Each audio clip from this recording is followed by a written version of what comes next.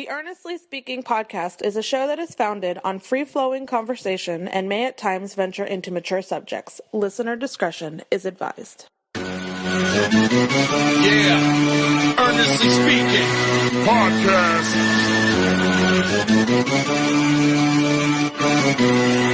Let's get it. I'm a giant in New York, in Miami carry heat. So much more in store, my product can flood the street. Opinion Nation Godfather, CEO. Pop in the late 90s, gon' see me blow. Oh, got my hustle on, no imitation of bad. Army of untouchables, Opinion Nation stab. Never an off season, homie, check the numbers. Heart throb in my own right, supplying southern comfort. Earnestly speaking, my ego is well fed. Earnestly speaking, you're too evil and no threat. See, I'm like a hurricane, you're a mild breeze. Earnestly speaking, leaving Eli a dynasty. Shake!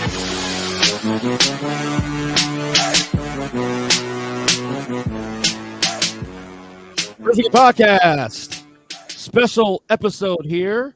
As today we celebrate, well, I almost say celebrate because it's not really a celebration, someone's passing, but we are here going to honor the 15-year anniversary of the passing of the greatest entertainer in the history of music. If I fix this screen here real quick, sorry.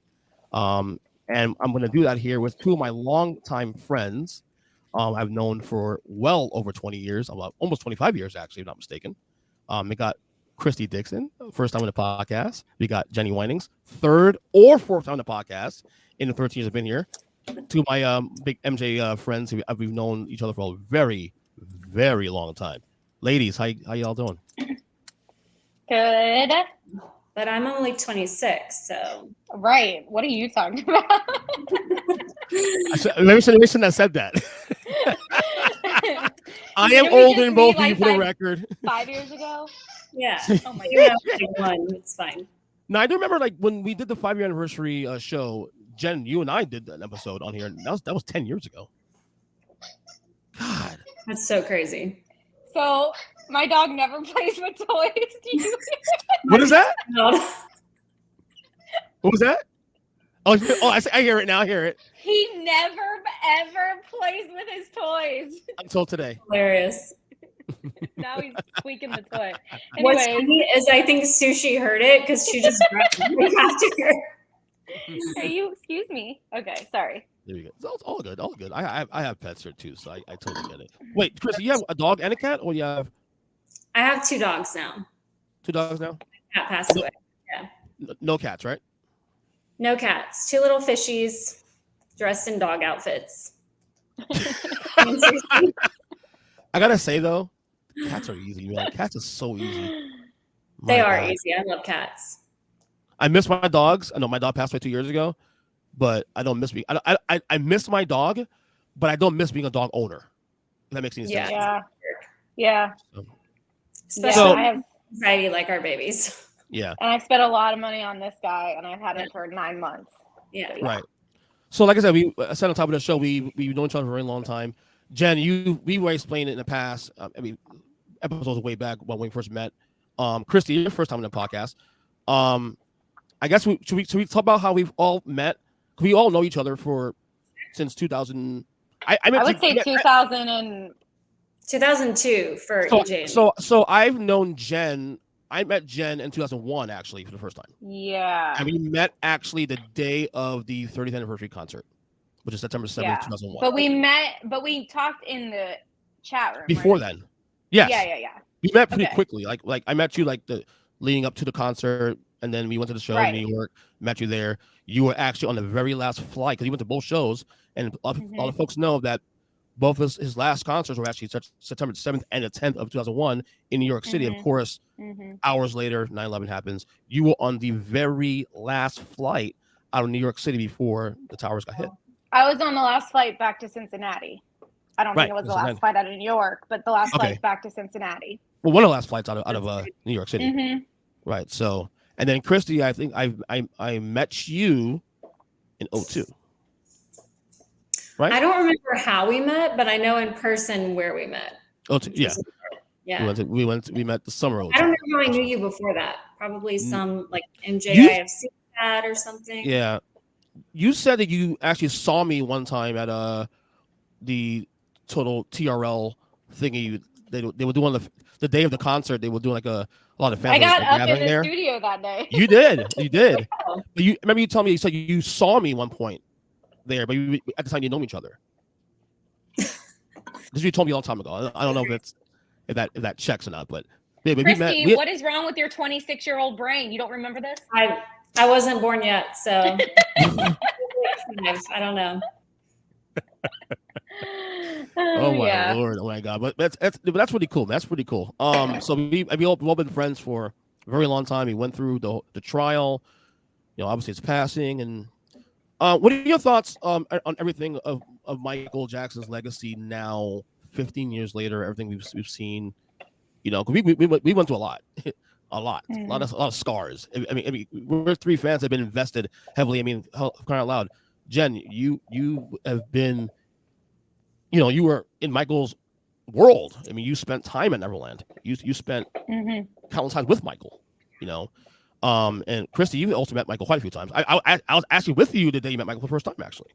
Yeah, you were. Yeah. So cute. So was it in that picture you have with him? Yeah, that was the first time ever. Yeah. And the only time I ever took a picture with him, like I never asked, and I didn't ask for that one. They just took it. It was a thing, yeah. Wait, EJ, you were with her when she met Michael? No, we were there at the event, and then she won the raffle, okay. and she went upstairs. Wait, what we were all that day? Huh? That was July 6th. What was the event? Oh, it was the Sony. Sony demo. Yeah. So we were all there. Yeah. Right. I don't think you guys knew each other until that weekend. Was it Webster Hall? Yes, correct. It was Webster Hall. Yeah. Correct. Yeah, I think that was the time when I was on stage. I was on like the right or the left side of the stage, and I have pictures of Michael, the like his his body, but from the side. Yeah. Wow. Jess, right? She took a picture like in his face. It's like because she was on stage as well. She feels so bad because he's like. I miss Jess. How's she doing, by the way? She's good. It's good. What's crazy thinking about that? The fact that there was like, I don't know, 15, 20 fans on each side of the stage, maybe 15 feet away from him. Like, that's so funny to think of now. And then we all just sat there and cheered. Like, no one tried to run up on him, but it's just so funny to think like, I don't know. It's just weird. How did you guys get those seats? I have no idea. I think we just bought them. I think you could just buy. That's crazy. You could just buy tickets on the stage. I don't know. That's crazy. Yeah. So I met you guys separately, actually. But didn't you guys meet at that time? Kristie, I do not even know when the hell we met. I have no idea. I know we were going on a trip in 2003. So we definitely knew each other by then. Well, and we may have gone on a trip before that. But I think it was 2003 was our first one. We didn't know each other at the Sony demo in New York. Yeah. I don't think so. See, we were. I know you guys. I knew you guys separately, obviously, but Kristie, I think I was rooming with you and a bunch of fans, in New York, like 10 fans. 11. I was gonna say you were rooming with 20 fans in a 1-bedroom hostel. No, we were in a hostel. That's right, the hostel. That's what it was. Yeah. In a room with a naked guy. I was the only one. Oh, I heard that story. I never saw the guy, but I heard the story after the fact. Yeah, he was like sleeping naked, like butt naked. I was like, I'm in a room with some random naked guy. It was very strange. What? And I was like not even 18 yet. It was days before. It was like 2 weeks before my 18th birthday. Damn. And I'm in a hostel with a random naked dude. Wait, you weren't 18 yet? No. Wait, maybe I was. Maybe it was 2 weeks before my 19th. 2002. I was 22. Oh, that means you got to tell your age here, I guess now. No, we ain't gonna. You weren't 18. You weren't 18 years old. You weren't born yet. I'm 42. You weren't born yet, Kristie. You weren't born yet. I was 2. Was that the hostel St. James? Oh God, I don't remember. I don't remember. I only remember that one because that's the one we always stayed at. It was right down the street. It was like 1 minute walk from the Toys R Us in Times Square. I just remember that. But that was crazy times. It was the stuff we would find under those beds and like, like so nasty. Oh my gosh. And there would be so many people in this little tiny room. People would be sleeping in the bathtubs, and we would each pay like $5 a night. Sneaking everyone in. Oh my God, what the hell? Kristie, how many times did you meet Michael? Do it. How many times did you meet Michael? Oh my gosh. I honestly don't remember. Maybe like 10. I honestly don't. A lot. I stopped counting after a while. Which was the most memorable meeting of all? Ooh. One of them was the You Were Not Alone party, because I saw him like a ton. And it was just Michael. Like, we had special interactions. That's 2007. 2007. That was the private support party at Neverland. Okay. Yeah. Oh, okay. So I had a lot of like special interactions with him then. There was a really sad one after the trial one time. Yeah. He was in the car. I don't know what my favorite would be. I feel like the first time I met him was sweet, but I was an idiot. Right? I was sobbing hysterically. He held my hand. You always say that. So sweet. No, I was an idiot. Yeah, I was too, Kristie. I was sobbing like hysterically. Yeah. Jen, I think your first time you met him was at the Virgin Mega Store, right? Yes, and I was also like, whatever. What did you say? Silly? No. What did you just say? Me you were or her? Stupid? No, I was Kristie. an idiot. I don't know. I was an idiot too. Yes, my face was as red as the top of my Carmex, and I'm sitting there bawling my eyes out. And he's like, "Are you okay?" I'm like, "Are you okay?" "Oh yeah, I'm fine." Now you can find that event actually on YouTube, but unfortunately, I don't think your meeting with him was actually on the. No, mine isn't in there. Mm-mm. No. That's which ones of yours stand out the most though, Jen? Now, Jen, you spent like quality time with Michael. Like you actually spent like days at Neverland. Which is probably the one that stands out to you the most? Hi, Guppy. Wait, that wasn't Guppy. That was his Guppy. Adorable. I mean, obviously, nothing can top the night I spent the night and going to Toys R Us for hours and him touring us around Neverland, like literally his entire house, bedroom, everything, and then amusement park, arcade, theater. So nothing will top that ever. Of course. That's so wild. But and I don't know, EJ. Actually, you should know this because I went to Miami. Remember, you told me that you and someone else, I don't know if you want me to say your name, were there seeing Michael like every day. EJ told me. So I booked it to Miami. I paid for all the gas when I was a poor college student. Remember that. I got there and he had just left back to Neverland. And Jen was like, "Oh, we're going to stay there at some point." Well, or I don't think you knew. You were just like, he invited us to Neverland, but we don't know if we're going to get in. Right. Yeah. And I'm like, "Oh, I have an exam. Like, I have to go back to school." Girl. Where were you? Wait, where were you living? In Charleston. Yeah, you're still so in Carolina. Yeah, I drove from Charleston to Miami. I don't remember that. There, and you guys are like, he just left. Well, because that's when the Living with the MJ Bashir thing came out, remember? And we didn't know we were going to leave, but when they asked us to leave, we left. And then they said, he wants you to come to Neverland, but there was no, hey, come on, this day at this time. Right. So, yeah, that's crazy. And I was like, I can't go, like, on the, hey. No, that year, prior to everything that happened later in the year, he was here a lot in South Florida. Like my mom saw him a couple of times in West Palm Beach with Chris Tucker. Oh my gosh! Shopping with Chris Tucker in a well, Spider-Man. We stayed at your house for 2 weeks, EJ. That's correct. That's so crazy. And in fact, we would. What? You watched the Bashir interview in my house. Yeah, we watched Bashir together. We would wake up every morning and go drive to this hotel, come back and tell EJ like Michael. Tell EJ like, well, because we never knew if we would see him, and then we come back every night and be like, EJ, we just talked to him. Yeah, it was you and Joanna. Yeah. What? Yeah, they would go see Michael during the day and come back home and hang out with us. Why didn't you go? I don't know. I'm not into this. I'm not into that. Like, following the, star. I think today I might have a little bit of regret now. I do not believe that. You better take that sentence back. I have a little bit of regret though, not taking more chances. I could have gone a couple times to California, a couple times. I just didn't do it. I don't know why. Well, here's the thing. Back in the day, I did things that I never thought I would ever do, and I only did things because people would make me, and it turned out to be amazing. But like on my own, like I wasn't that type of person. But looking back on it, thank God I was with people that like forced me to jump fences and stuff because it's crazy. Yeah, I would not have done that on my own. I'm just putting that out. I was saying Jen was probably the craziest of you two. Like who like going to see Michael like randomly. She was probably the crazier of the two. Like Kristie was helping my college. But crazy is not the right word. I just was fortunate to work at an airline. It's true. Delta, right? That's true. Yeah, if anybody was working at an airline, I mean, if I worked in an airline, I would be at his house all the time. Let's be real. Back then, we were crazy. Like, yeah, and when he was in Vegas, I went there every week for 4 days because I just switched my schedule around and I could just easily fly out and fly back. So that's why I never understood the European fans. I'm like, how?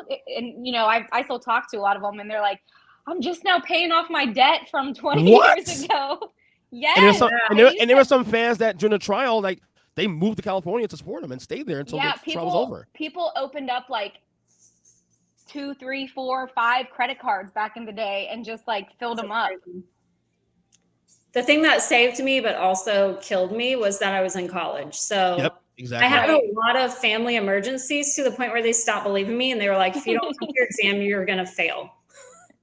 Because I had a lot. They were like, why do you have these family emergency meaning Michael trips? It was always Michael. Always. Then they finally go on, they were like, why? You have so many family emergencies. We're going to fail you. Oh, God. That's hilarious. Oh, the memories. They see you running in the streets of New York one day. Like, wait a second. And the thing was over 20 years ago, too, also. All this happened over 20 years ago. That's crazy. I mean, we were young. Crazy. We already talked about that, EJ. I know. We weren't crazy. Am I aging? No, of course not. You're living your lives. You look back now, it's like the fun memories. I mean, talk about, does it not feel like, can you believe that was our lives? Like, it's so crazy. It's so, because I never think about him. I mean, not think about him. I never talk about it. So it's just funny when like people at my old job, I'd work with them for months and then they would come up to me and say, wait, you meant Michael? Why didn't you tell me? I'm like, I don't introduce myself by saying, you know, and you don't think about it until you talk about it, but it is crazy what we all did for the good. I mean, for a good thing. We did some crazy stuff too, though. That is hilarious now. Yeah. What do you mean? Oh my gosh, there's so many stories. Like running on a freeway, thinking we're going to catch him. Or driving over 100 on the freeway on like the bumpy parts to pass Mack trucks to get to him. Or the time we were all at the red lights or the traffic lights, the light changes to red, the limo goes, the light's red and 13 cars are turning. Yeah, that was hilarious. Because the locals were like, what is going on? And I swear to you, we're getting in taxis and we're just yelling like, I swear to God, it sounds like a movie, but we would say, follow that car. And we didn't know where we were going. And we would just jump out, like throw money and jump out. I mean, it was literally a follow that car moment. And I swear to you, I don't know any fan base that follows a celebrity that magnitude in that way. Or an athlete, that matter. I don't know it. If there's anybody like people. There really isn't. It's not the same. It's different. It's different too. It's a different era. I think the difference between Taylor and Michael. I think something you look at his career. The bigger he got, the less accessible he was. My mom who met Michael many times, like you guys, but different era. You're talking about Free Thriller when it was a lot more accessible. You know what I mean? Yeah. I agree. Right. So Michael was way more accessible back in the 70s. Once Thriller happened, that everything changed. And but the thing is though, he made a concerted effort to make himself less accessible. I think that added to the aura and the mystery of Michael Jackson. Whereas Taylor Swift is always in our face.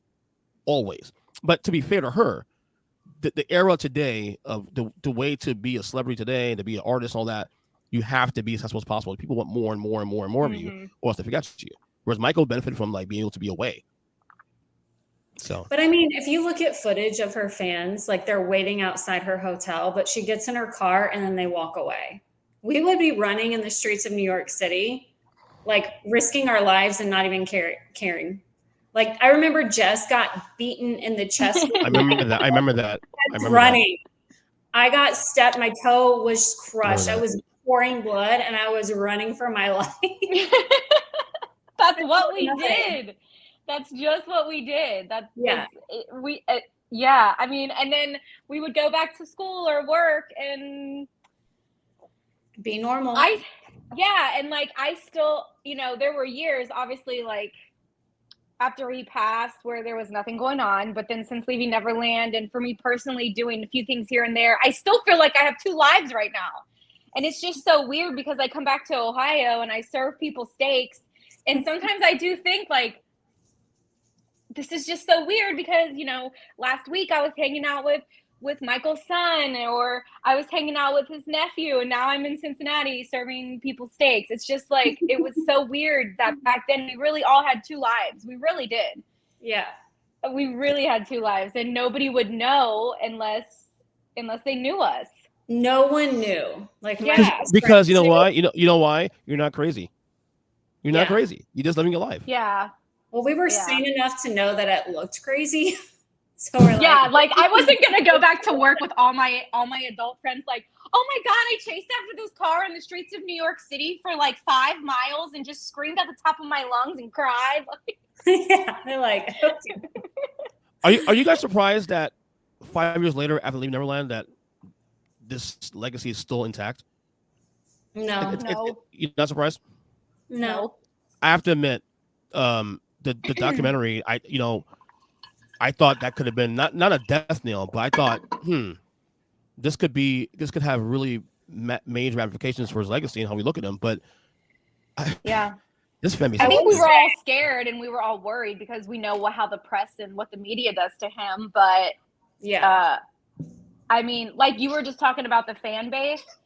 So I'm not changing the subject, but with everything that just happened with Justin Timberlake getting a DUI, and somebody tweeted like as a fan of his and said something along the lines of, I've been sorry, he's playing with his freaking toy right now.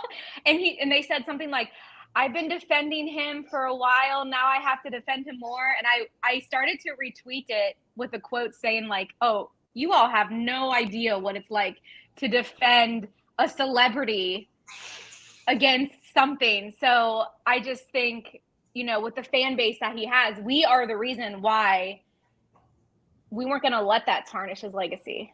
That's I think true. I think also too, what's helped make it easier, because us being fans as long as I've been a fan since I was 2. I'm 44. Mm-hmm. So I remember 93. I remember that. And the thing that Michael didn't have that he has now is that he has, the internet has changed everything. Being able to to push back. Like the media, like what you got in 93 and even to lesser extent 2003 is that whatever the media served you, that was what you took, and whether you took it or left it. At least now when things come out, there's the ability to have pushback. You know what I'm saying? It's like, wait, no. And to show facts and to show proof and to show evidence of his innocence. And like, in 93, you couldn't. No. You'd have to like print papers out and walk around the streets and put flyers and like tape them to telephone poles if you wanted people to see it. But now it's with a one click you can tweet, post, whatever. I was amazed though how easy it was to disseminate Leaving Neverland. As easy it was. I mean, forget the fact of what we know personally. The fact that you, Jen, were and you've been in this show many times over. You were actually subpoenaed, right? No. No. You were sorry. Witness list. Sorry, on the 05 trial. So that information alone, the fact that it was so easy to actually watch, because I actually watched the documentary. I watched it because I wanted to see what exactly is okay. Let me see. The fact that it was so easy to find lies and simple lies. Right. Like for example, them saying that the Mark Garagos press conference had something to do with Oh yeah, him that was threatening. ridiculous. That had nothing to do with the case at all. It had something to do with something else with Michael and ValueJet. Simple like, and that would have taken a 10-second search to look that up. And yet, that's why I don't understand. I'm really not surprised that. I'm honestly not surprised that Dan Reed made it so easy for us to debunk it. I just don't think he realized what he was up against. And I'm very grateful to the fans that know so much about the trials and all that, because that's not me. I don't know every detail of the trial. I know the majority of it, and I know the main parts, but some of my friends know every detail about everything. And I'm so glad that those people know that, because within one day they were like throwing, debunking this and that and everything. And I just think Dan Reed was not prepared for it. I knew when they asked, I think the family asked to watch the documentary before it was released in March, and he told them no. Yeah. I knew he was hiding something. I was like, yeah. Wait, normally, huh? Jackson family or the Jackson family themselves? Like, well, like they found out like 1 week before it was going to be at Sundance that it even was made. And they even asked to watch it before it even came out on HBO or on Channel 4 in England. And he said no. And he basically said, you're going to watch it the same time everyone else does watch it. That was when it threw up red flag. That's Wait a red second. flag. What are you hiding? He didn't interview them. Like, why would you not interview anyone around him? Literally anybody. Anyone. Yeah. Anyone. I don't think he was prepared for the blowback. No, he wasn't. The fact that he's making a second one completely blows my mind. I don't think anybody cares. Even people who think he's guilty. I don't think so either. No. I think people who think he's guilty don't give a fuck. I don't think they care. Yeah. I don't know. I think people will watch it. I don't think we'll get nowhere close to the interest they got in the first one.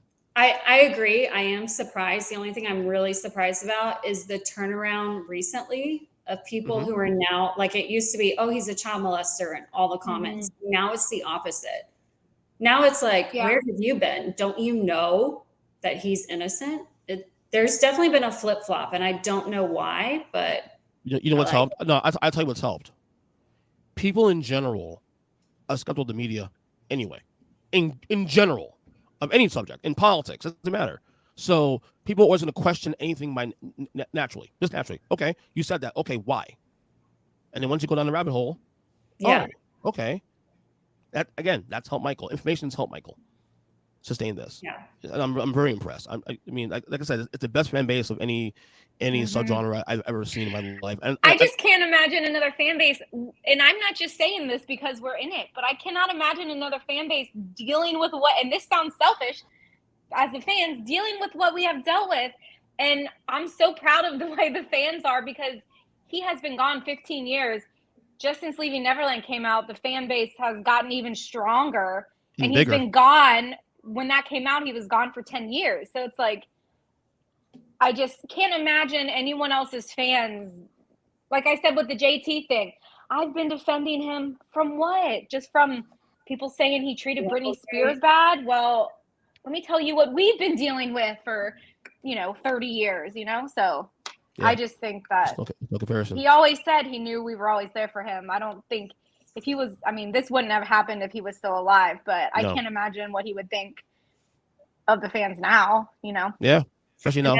I love that there are so many young fans now. That is, and that's the thing I've noticed in the last 15 years, that there's a lot of fans who are under 30, and who became fans after his death.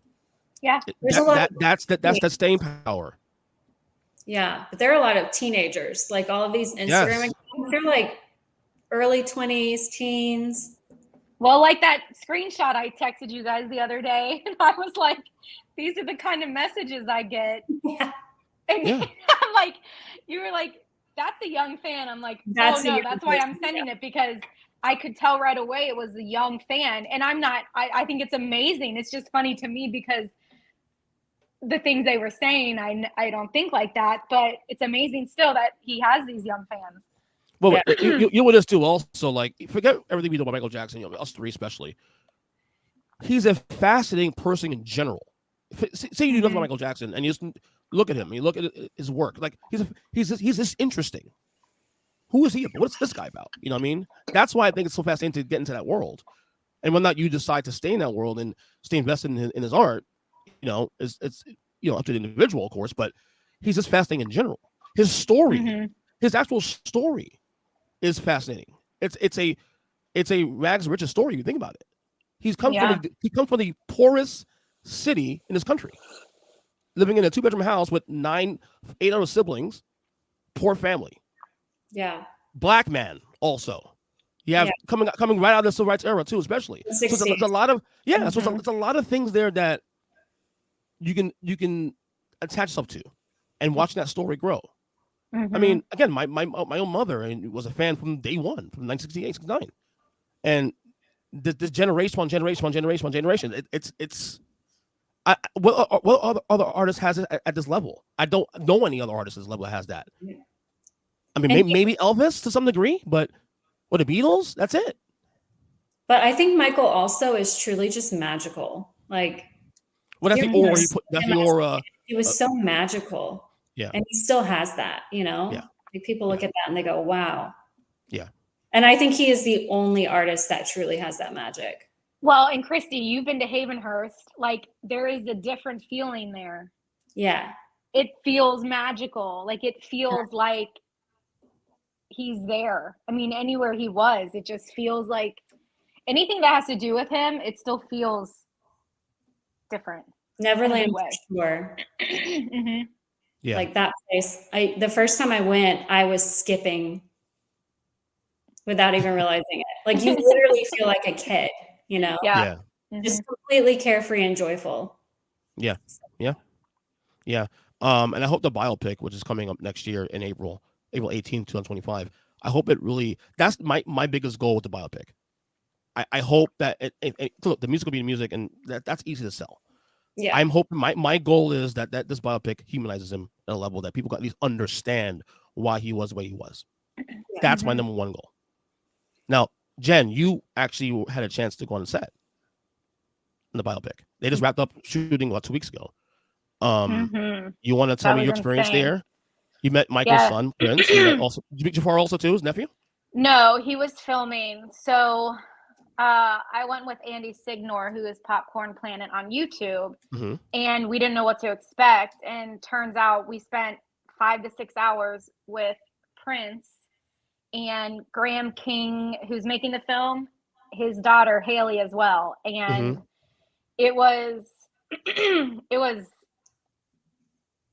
I said it in Andy's video, which got taken down, so I'm not going to say too much, but I'll repeat myself from there. Nobody is ready to hear Jafar speak. No one is ready for that. What do you mean by that? No one is ready. I mean, I saw him do a scene, and we got to see some footage also, and I heard Michael's voice in the footage and started tearing up, and come to find out it was Jafar speaking. And I could not tell that, which totally shocked me, because I can tell you, give me 100 pinky finger pictures, I can tell you which pinky is Michael's. The fact that I thought it was Michael's voice, and Prince was sitting right behind me. I'm still flabbergasted. You all are not ready. And then, like, watching him do this scene, I was sitting next to Prince, and I would just close my eyes, and it was Michael. Wow. And the way his mannerisms, his hand movements, the way he stood, and I mean, it was insane. It was insane. I'm excited because the same people who's doing this movie, the same production company, is the same people who did Bohemian Rhapsody in 2018 for Queen. And outside my own nitpicking of like things that got wrong, really, which is nitpicking, really, the overall colorization of the film, the way they put together the film and made it presentable, made me excited. And if they did it with Queen, I can't imagine what they do with Michael. Yeah, it's gonna be something. What? Isn't it like 3 hours long or something like that? 3 hours long, and I was, lucky enough to meet Graham King, and I had no qualms about him doing this because he said from the beginning he's done 7 years of research. And after meeting him, it's even like I'm even more on their side. So it's just going to be, oh my God. I cannot. Yeah, Antoine Fuqua. I cried at Jafar's voice. What? Yeah. So Antoine Fuqua's directing also. He's a phenomenal director too. So it's in the right hands. Did he interview the family? Like, obviously, he talked to Prince if Prince was there, but I don't know all that, but I know that pretty much every family member has been on set supporting him, and I mean he's known the family for at least 7 years. Okay, so, that's good. Yeah. Possibly more. So I don't know. It's just like I said, I wasn't expecting to see or hear, and I didn't know what to expect. And so besides the times I was actually like spending time with Michael, that was one of the most surreal days. And I said this in Andy's video. I said, sitting next to Prince Jackson, watching Jafar Jackson play Michael Jackson was like another dimension. Wow. Yeah. Yeah. I remember seeing Jafar perform years ago with his father, with Jermaine, and the voice and the mannerisms was what stood out to me. Like, whoa, that's very Michael-ish. God, I just can't wait to all my friends like that I've known forever, like you all. I cannot wait till you see it. I cannot wait till you hear him. So I only saw the one scene we watched the scene maybe 5 or 6 times, and it's nuts. It would be cool if we had a watch party together. Say it again now. You were cutting a little bit. Say it again. A watch party together. A watch party. Yeah, we need a location and a watch party. I'm sure I'm sure some of the fan clubs and stuff that still exists probably do something. We need a watch party. Oh, us, right? Because us, this big fan club here in Cincinnati, Ohio. I'm gonna go join them. Right? I want to see people. Cut that part out. Well, I told my wife though I want to see the movie alone first because I don't know if I can handle myself watching it. But she said no, you're not going to. I'm going with you. What? Watch me embarrass myself? Well, number one, Go ahead. No, I'm going to be annoying. Number one, because when I saw Bohemian Rhapsody in theaters the first time, I was nitpicking the entire film because I'm obviously other than Michael and Metallica, I'm a huge Queen fan, and I nitpicked the entire fucking movie. Like that's a wrong year. That's a wrong year. That's a wrong year. That's wrong. Yeah. And that's a Queen. With Michael, that'd be me on steroids with Michael. Yeah. Look, this is what I'm gonna say. Like, and this is what I said in Andy's video too. That's down is, and I'm not saying that just because you said that now, but I mean, since January when that first picture of Jafar came out of him on his toes at Havenhurst, all the fans are like, oh, who's going to play this person? I want this to be in there. What if they put this in there? What if this person's not in there? What if it stops at this year? What if it doesn't show this? Just wait. Like, stop. I mean, the fans to me, just like, stop criticizing before you don't even know anything about it. No one knows anything about it. And it's like, people are already setting themselves up to be disappointed if they're saying, oh, I really want so-and-so to be in it. And then they're not in it. Like, I just think people need to wait because this is going to be, dude, when that trailer drops. I think we're going to see a trailer probably in the fall. Is that early? Yeah. You probably start seeing trailers usually come out like 9 months ahead of time. Like the first trailer. Honestly, yeah. Oh, yeah. Wow. Some wow. Yeah, this is gonna be like if you go in the theaters and see the previews, some of them are for like, what's now? Some of them are for like December or even beginning of next year or something like that. Yeah. I didn't know that. I don't know when we're getting the trailer, but I do know like probably during the Super Bowl next year in the Super Bowl, you'll see a bunch of trailers for the movie. Definitely around Super Bowl time. It's gonna be like crazy. You'll have a lot of these big events that happen, and I think they'll buy some ad time to put the trailer in there. It's gonna be huge. It would be cool if they did the Super Bowl scene as part of the trailer. Super Bowl. That would be crazy. But that's my next question too. Like, what eras are they covering here? Like, obviously they're covering the Thriller era because you see that on a lot of the pictures they got released. Well, we've seen some stuff. I feel like you have to do all of it. Do you? I feel like you do. I think you do. I don't think they can fit his whole life in 3 hours. It's tough. It's really tough to do 3 hours. Leave out a lot, but because you can divide his life into like 3 different movies. Honestly, if you think about it. Yeah, like the J5 stuff alone is one movie in itself. That's what I mean. Like it's 3 hours to cover 45 years. That's a long time. Off the wall, touch on stuff. Though. Right, Off the Wall to Bad could be another movie in itself, and then like Everything Dangerous On could be a movie in itself. The leaked video of him doing Thriller, the side-by-side next to Michael doing Thriller, was mind-blowing.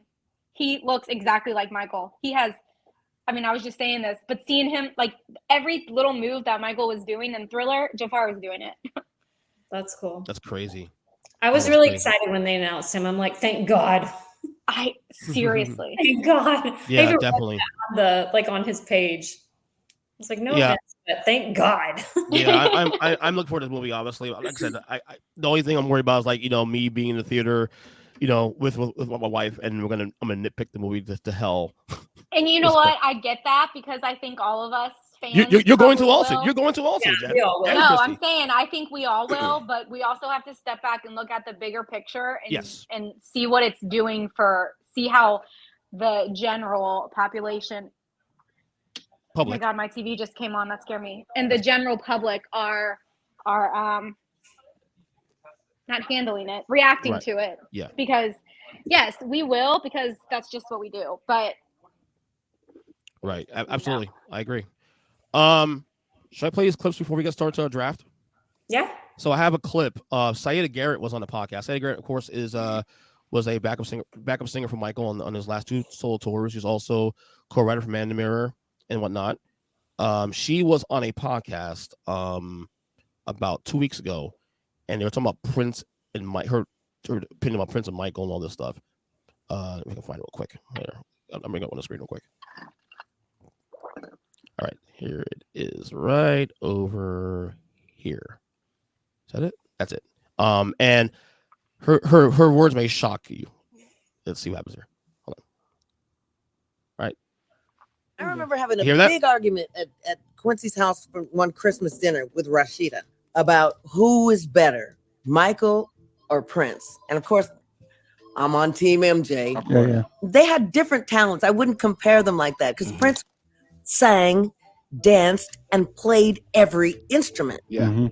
Michael sang, danced, but didn't really play. Mm-hmm. So they both had their gifts. Yeah. I mean, they were both iconic. The way they dressed, the songs they played, it was like comparing apples to oranges.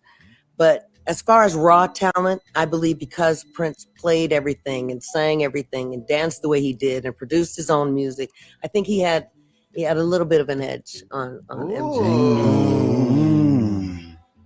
And that's the first time I've ever said that. Your thoughts on that? I don't think a lot of fans were pissed about that. I thought that was actually correct what she said. I disagree because. Oh, really? I can remember I'm sorry hearing that from you, because you're also a massive Prince fan too. Massive Prince fan you are. Yeah. So I disagree, and I'm not partial. I am partial to Michael, but this is like an impartial view of it. Right. I think that, okay, first of all, Michael could play drums and a little piano. I asked him, that was his answer, and other people have confirmed that, like artists around him. Secondly, you can if you're musically inclined, you can teach yourself to play instruments. People don't necessarily teach themselves to beatbox the way Michael did, or compose entire songs in his mouth. I don't think Prince could ever do that. Like, that is a raw talent. Prince has tons of raw talent, but when you put like real raw talent, you cannot teach it. Michael was the much better singer. And I think Prince is a great singer, but Michael's vocals blow him out of the water. Oh, yeah. Dancing blows Prince's out of the water. And Prince, I feel like Prince is a great musician, and he was a great dedicated artist. Like, he would play guitar for 8 hours a day, every day. So he was good at crafting his craft, which was musicianship. For Michael, it was dance and singing. So it is comparing apples to oranges, but to say, because he played music, he had an edge, I disagree with that. Because anyone with musical talent can learn all those instruments if they wanted to. Right. Jen, that's my opinion. Okay. I agree with you. I just think, like she said, she says it's comparing apples and oranges, but then she says she thinks Prince is more talented. I hate the MJ versus Prince thing. I hate the MJ versus Taylor Swift. I hate the MJ versus anything. I don't care if you think Prince is better. I don't care if you think Taylor Swift's better. Everyone can have their own opinion. I agree with everything you just said, Kristie. And I also, adding on to that, there's stories of him, people saying he would come in with songs and he would sing with his mouth every instrument part, every vocal part. Like he could sing 8 different parts from his mouth, be it whether it's the guitar, the drums, the whatever it is. I sometimes will dream like entire songs, like orchestra pieces, and I'll wake up and try to sing it into my phone. Yeah. It's so hard to do. Can you please send us to those? No, absolutely Damn not. it.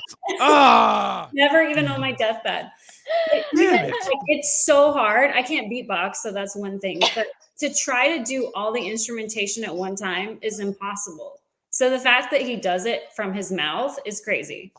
And the fact that he said he would just wake up in the middle of the night, like with Billie Jean, he just was like sleeping and woke up and went, dun, dun, dun, dun, dun. Yeah, What? apparently he also wrote that, and then apparently he was flying from London to LA or vice versa, and he'd have a tape recorder with him. He had to remember the melody until he landed home to put on tape. Apparently, that was the story he said. I love Prince. I saw him in concert shortly before he passed. I love him. I've always loved Prince. It was always MJ and Prince to me. And then in the past 5-10 years, it's MJ versus Prince. And I just think that's so stupid because they've each had their own huge impact. Granted, I think Michael's impact is way above, but I think they both had a huge impact on the music industry. And I just hate when people put people against each other. Yeah. When there's no proof that they even had beef. I mean, yeah, there's stories out there, but a big story to me is when Michael passed. I forget who said it. Prince locked himself in his room for 3 days. He was Travis so Smiley upset. said that. Yeah, like no matter, people just always wanted to put them against each other. People loved doing that. Black man against black man. See who's better. And I think that if they ever had an issue, it was them just playing along with it. But at the end of the day, they supported each other. And I think it's so stupid that in 2024, the fans are like putting them against each other still. I think it's so dumb. They're both past. Right. The reason the bad comparison because they're two completely different artists. Like literally, it's like in sports, the LeBron Jordan comparison. They play two completely different positions, different styles. Even their approach is so different. Even their approach is so different. Right. Like Michael Jackson would release everything he did, even if it was trash. Prince was literally a musician. Like he would write music to write music and throw shit away and release music whenever he wanted to. Michael Jackson was a brand. Yeah, was a brand, and was more calculated with his brand. You know what I mean? Now, if we're talking about like impact, that's all general according to. I mean, record sales determine that because obviously that's who's buying your product. You know, and where it's being sold to, and who's buying it outside of the parameters of where you released it from. It's not a question Michael Jackson has been impacted Prince because there are people in little third world countries that don't know who Prince is, but know Michael Jackson is. I mean, that tells you that. Yeah, I know. My Instagram. I don't know if you guys saw that video of the Amazon. Yeah, they're like, this tribe doesn't know what snow is. Oh, I posted that today too. Yeah, you know the sick part of that video is though. The one saying about the sick part about that video though. You would think, okay, if they play Thriller or Beat It or Billie Jean, they're playing Scream from the History Tour. Yeah, it's crazy, and they're like, that's a sick part. Oh, I still know who he is. Yeah, it's not even a video. It's from the song. Yeah, they're playing not at his peak, not at his peak. That's the sick part. Yeah, that's why I just think it's so dumb because here's the thing. We always say this. Facts don't lie. The facts is the facts. Michael sold more. That's the fact. Can you think Prince is better? Of course. That's your opinion. That's everyone. You know, everyone's entitled. But if you're looking at album sales, you can't dispute the facts of that. But they are both amazing artists. I still listen to Prince all the time. I mean, it's just I hate when people put two artists who have worked their butts off their whole lives, who are both passed. Now they want to put them up against each other all the time. Just the way both guys presented their music was completely different. And Kristie, you're a master fan both, especially, so you can attest this too, especially in terms of like presentation, music presentation, especially. They're so different. The way they approach videos, the way they approach albums, the way they approach releasing music, the way they approach their fans is so different. So yeah, you met Prince before? Yeah, you guys met Prince? Yeah, you did a couple of times. Oh, how was he? Was he nice? He was very nice to me, but I heard like if you were a girl, he was nice. The way you just said that. Yeah. Mr. Steele, a girl. I get it. All right, second clip here I'm going to share before we get to the draft. You guys know who Fat Joe is? Yeah. Oh Lord. Fat Joe, hip hop artist. I don't know he's active much anymore like he used to be, but I have not seen the clip. He was talking about he's not too much fat anymore. No, he's not Slim Joe. Good for him. He was I don't know where he was on, what show, whatever he was on, but he was talking about Chris Brown, and he made a comment basically talking about Chris Brown, and I'll play the clip and we'll go from there. Right here. This even makes me more mad. Yo, let me tell you something. I got to get to this Chris Brown show. Oh, sorry, that's wrong. My bad. Yo, let me tell you something. I got to get to this Chris Brown show. If Chris Brown never got into the controversy with Rihanna, we wouldn't be calling him Michael Jackson right now. Not like Michael Jackson, Michael Jackson. He is the most talented singer, artist, performer, hit maker of our time. There's nobody even close to Chris Brown. And it's time we move past it. It's been 20-something years that I know of. There's no more incidents. Man, we gonna let this lifetime go by without saying the truth? Yo, all right. Thoughts? I think he lost weight and his marbles at the same time. Because of what? That's insanity. Is that the first time you've seen that? Yeah. I mean, I only saw it one time. I watched it halfway through and I was like, what the hell? What is this? I get what he's saying. I get it. I get what he's saying too. I get what he's saying because I've seen videos from Chris Brown from his tour. I think Chris Brown and like when him and Sierra were gonna do what was that, the Thriller tribute, and it got scratched like 2 days before. That was freaking mind blowing. But you can't say they would be calling him Michael Jackson. No. That sentence makes no sense. I don't care what he did in his past. I don't care if that situation with Rihanna never happened. You can't call anyone else Michael Jackson. You can't. So there's a reason why that people are saying like Michael Jackson, because I don't know how many, we sound like a broken record. There was one Michael Jackson. There will never be another Michael Jackson. Chris Brown has even said he's not Michael Jackson. Like he's even come out and said. So I hate that Fat Joe said if that didn't happen, we would be calling him Michael Jackson. No, you wouldn't. I don't think people understand what is required to be Michael Jackson, because a lot of folks who may agree with him on that one, like Chris Brown fans, for example, who some of them I don't think they truly understand the bigness of Michael Jackson. Yeah. Especially outside America. Like he's like a god in a lot of these countries outside America. His fans might agree with Fat Joe, but Chris Brown does not agree with Fat Joe. Yeah. And that's all I need to know. Yeah. If Chris Brown came out and said that would be totally different. But Chris Brown has come out and said, I am not Michael Jackson. Right. So. And it's not a knock on Chris. I think Chris Brown is phenomenal. Oh, it's not a knock on him at all. It's a knock on Fat Joe. But here's the first flaw in the argument. Okay, let's go to break it down to a science here, to the art. Where's Chris Brown's classic album?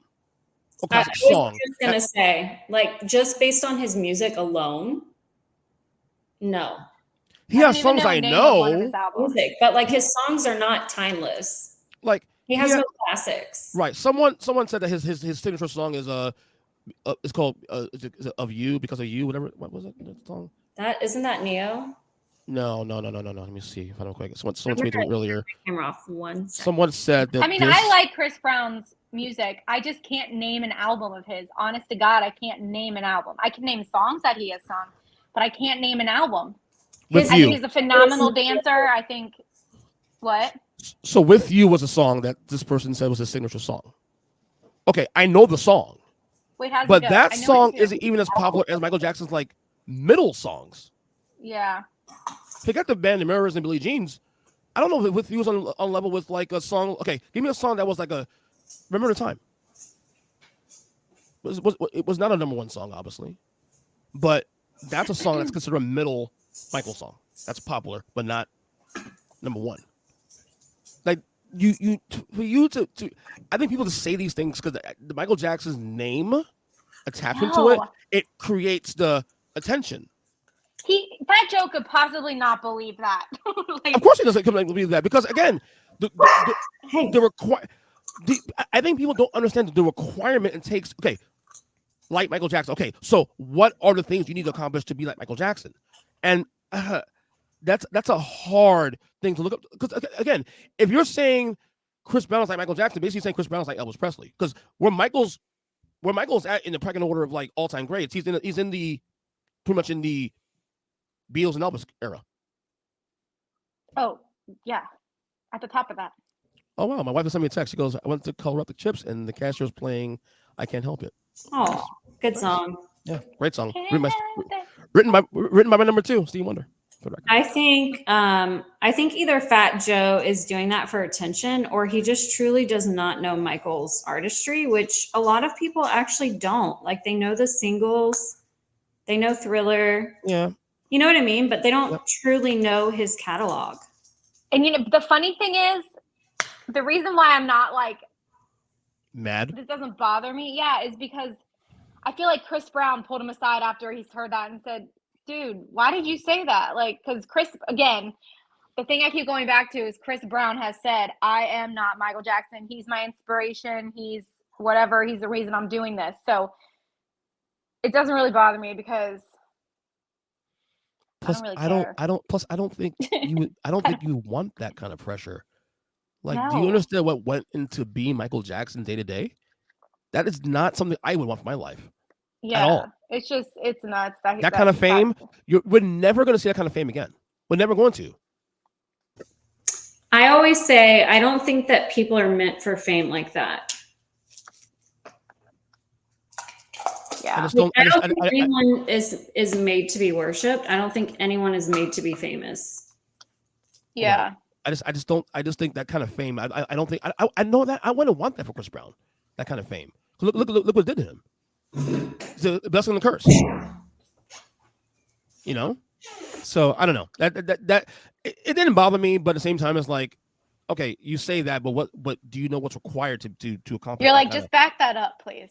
Yeah. You're like, what are the parameters? Because can we do a list? With that. Good luck with that. Like give me at least one classic album that stands out. Michael has 4. He's 4. You know how they used to do the verses? Like, yeah. Oh yeah. That would fail miserably if he did Michael and Chris Brown. Michael has a catalog. I can't even fathom that. Well, Chris Brown could rap though. I'll tell you that. Chris Brown's very talented. But here's my thing. Chris Brown, I don't even think if he ever did it, it would be just to say he did it with Michael. Chris Brown is so inspired by Michael that he wouldn't do it to compete against him, you know? He would do it because he's a fan just like we are. Yeah. He's just able to show his talent. But he is a fan and he has always spoken good words about Michael, and I appreciate that. He's just a fan like we are. It's everybody else that says he's like the Michael Jackson. He's never said that. First off, I don't think as good as Chris Brown is, I don't think he's even on Usher's level. Usher has 2 classic albums. I agree. Let's start there. You know, so I mean, we just say things to say things, but then okay, based on what? Based on your feelings or based on actual factual data? Based on they want to be in the news. That's why Fat Joe said that. like the day you start using Michael Jackson's name to prop up some like take you're gonna make is when I'll believe that. Until you stop using his name, then I'm not gonna believe that. So that's simple. Anyway, all right, it's been an hour. Let's get to the draft. So we decided to do we said 10 songs per. We're gonna pick 10 songs of Michael's catalog. Now we'll say I'm ready. J5 songs are allowed. Jackson's songs are allowed. This is going to be a no snake draft, which I don't know if you girls know. A snake draft means like if the order goes 1, 2, 3, then 3, 2, 1, and 1, 2, 3, 3, 2, 1. But we're not going to do that. I did a randomizer on that one. I did a randomizer also on the order of selection, and the order is as follows. Yeah, and this is fair. Kristie goes first. Jen goes second. Not fair. No, I did a randomizer. That's why. You just said it was fair. I was just joking with you. Yeah, that's why I did it. So we're gonna pick 10 songs each. Once a song is selected, it's off the board. 10 songs each. Like Kristie picks one, I pick one, then you pick one, right? And then she picks two, and I okay. No. Then she picks one again, and you pick one. You pick one. That's what I mean. Yeah. Okay. It's gonna be 10 rounds. All right. 10 rounds. 3 songs per round. I don't think I needed to go first because of my pick, but if anyone took it from me, I would cut you. So number 1 for you is what? Number wait, one. Wait. I want to guess it. Wait. What, Jen? Did you say it? Yes. No. What was it? Hold on. Wait. No. I want. I know. We know this. You know this. So who is it? No, but that's up there. Okay. What was the song? Top 3. Stranger in Moscow. Oh. Yeah. That's my love. It's so funny. I was thinking black or white video in my head, and I couldn't like. Oh God, that's like. No. Wait, you don't want Beat It, Kristie? You sure you don't want Beat It? I don't want Beat It or Black. Oh my God, I know. Listen, EJ, we already know. We've had fights about this for years. We already know. We know what yours is, so just go for it. Hey, everyone! EJ texts us like once a month. Like, so I just, Beat It. I just love Beat It. Beat It's just so great. I just love Beat It. Listen to this. Jen and I are like, we don't get it. But you do you, boo. No. I get what for you. The funny thing is that's the only song in my top 10 Michael songs that's the mainstream. That's the only mainstream song in there. That's true. I think that's everything else is deep cuts. Your first favorite though is like very unexpected. Yeah, I agree. Yeah, but to be fair, it's been that way for 24 years. Like that's not even on my list. I know. It's only on mine because of him. Is it your first selection though? Maybe. Oh, that's to spite me. That's why. It's not. Okay, so EJ knows I can never pick. This was hard for me, and again, I have to tell you where I found this list. I didn't exactly make it up on my own, but So now the only thing is we just can't pick Stranger in Moscow, right? Right. No, it's gone off the board. Okay. So I'm going to pick. This is so hard. See, this is when I get stressed because I feel like you're asking me for my favorite and I can't choose. So I just want to put the record clear that I don't have a favorite and I'm just going to pick a song off the list. So I'm going to pick Lady in My Life. Wow. That's good. It's a good one. Dude, he's singing that. When he sings that, I just have to stop everything I'm doing and I just have to close my eyes. Wait. I'm writing down the song. I'm writing down the list on my. Yeah, I gotta cut that. Oh wait, are we okay? So cross off songs. Okay, that's gone. So once you say this off the list, this is hard for me though because I pick songs that are his best songs or songs that I love. That's the hard part here. This is what exactly. So I'm torn. EJ, just pick your EJ. Kristie and I know what your favorite song is, so just say it. But it's gonna be there anyway, so don't worry about it. Or I'll pick it. Or Kristie. Oh damn! Wait. Okay, then Unbreakable is then Unbreakable. Okay, yeah. Let me cross that off my list. It's not on my list. That's all you, EJ. Is Lost Children on your list though? Because of him. Oh God. Is Lost Children on your list? Lost Children. Lost Children. All right, Kristie, your turn. Round 2. Once you get back here, of course. I had to let the dogs out. All right. So what is your next selection? Number 2 is my second favorite song, and it's also like a random pick. Someone put your hand out. Wow, you went unreleased. Yeah. No one is scratching that off. No, but I'm writing down. I have everybody's list here. I'm writing it down. All right, I mean, Jen. let me scratch that off real fast. There is a one unreleased song on my list. I may pick depending on if it's still there, but we'll see. Okay, All right. I'm going to pick Dirty Diana. No. That song's amazing, actually. And that song aged well too. Also, to be honest with you, I mean, like it speaks out of the speakers. Right. It's really good. It's probably his best rock song. Like aesthetically speaking, though. I think that's probably his best rock songs ever done. Man. And the vocals are really good. Yeah, it's amazing. Cause Chevy's sleeping with me. My wife hates that song though. I don't know why. Anyway, second pick. What? All right, EJ. My second favorite song of all time. Please don't say. I know what you're. Here we go. No, it's no, it's Earnest song. It's Earnest song. Oh, okay. That's a good one. I have that one. Definitely on my list. Yeah, that's my dad's all-time favorite song. Is it really? Oh, so cute. That song is. I remember when the video came out, and I was at my parents' because it was in the '90s. I was still at home, and we all sat in front of the TV, and that video is so. I don't know how you can't come away feeling something after watching that video. So and only that the structure of that song, musically speaking, how it starts and it builds and it builds and it builds, and then Michael's vocals goes nuts. Oh man, no one else can write that kind of song. When History first came out, and I had the cassette tape, and we'd be in the car, and I would play that song for specifically 2 notes, and it was right before he started going, what about yesterday? When he goes, hey, yeah. Oh, that one, yeah. I would play it over and over and over. Just that. And I don't blame you. Oh, my God. I don't blame you. And then the way his vocals went off was just insane. Yeah. I mean, that song, unbelievable. All right, Kristie, your go. All right, you guys might be mad at this one.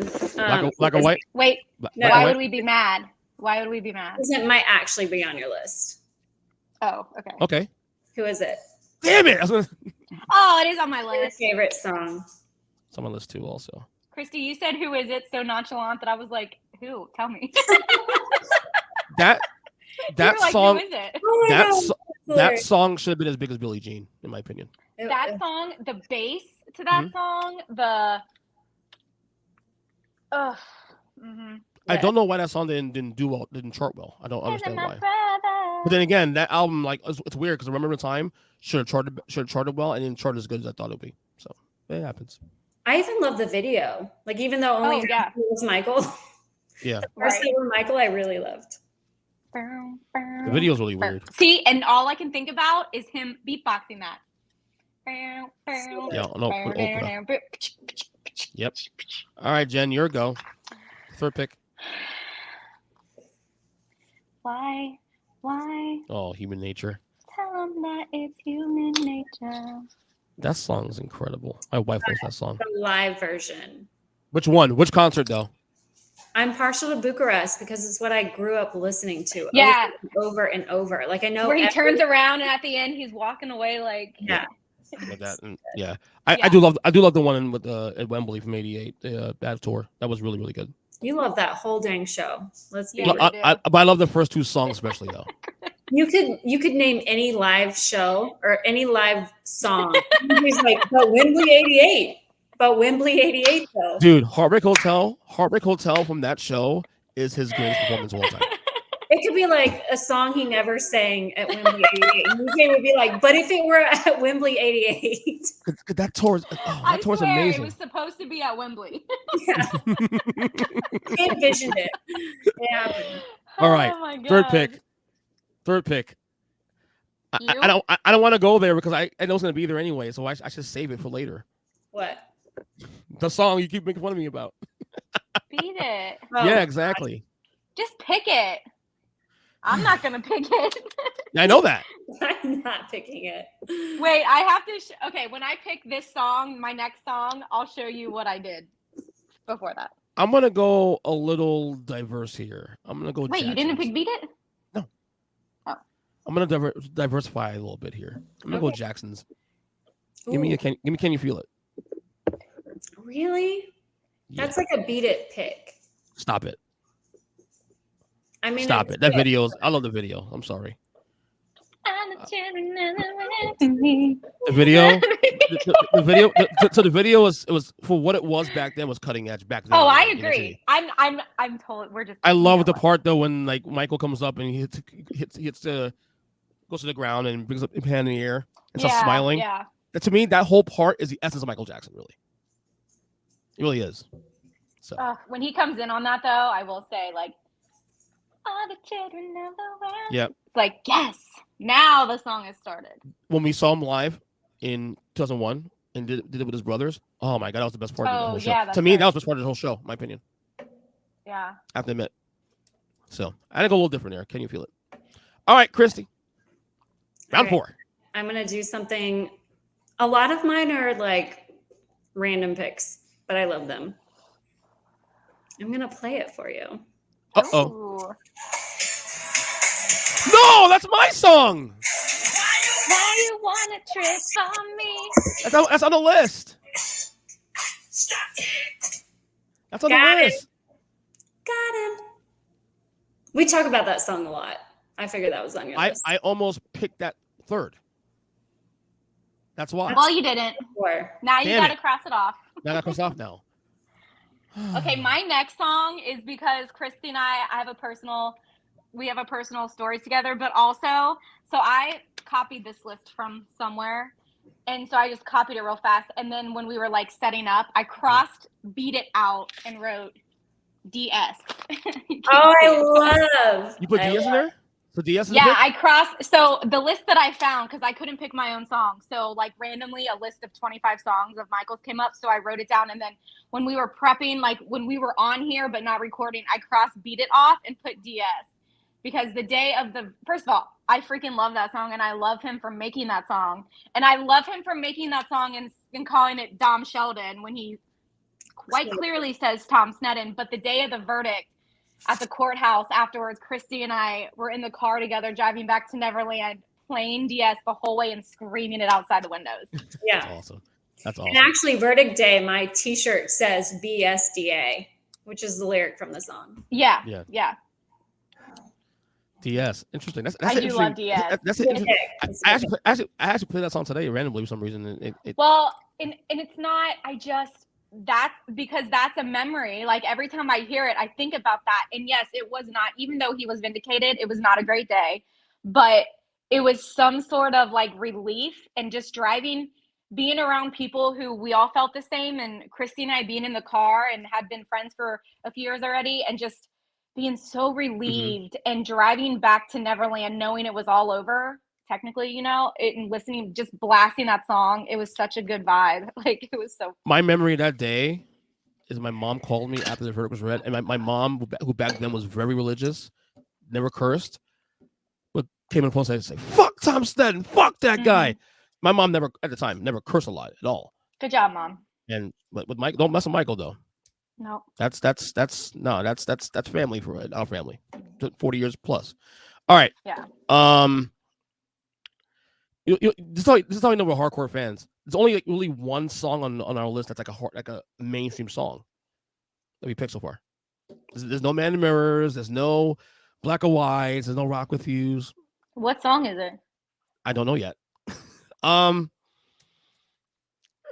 gonna go Off the Wall. The song itself.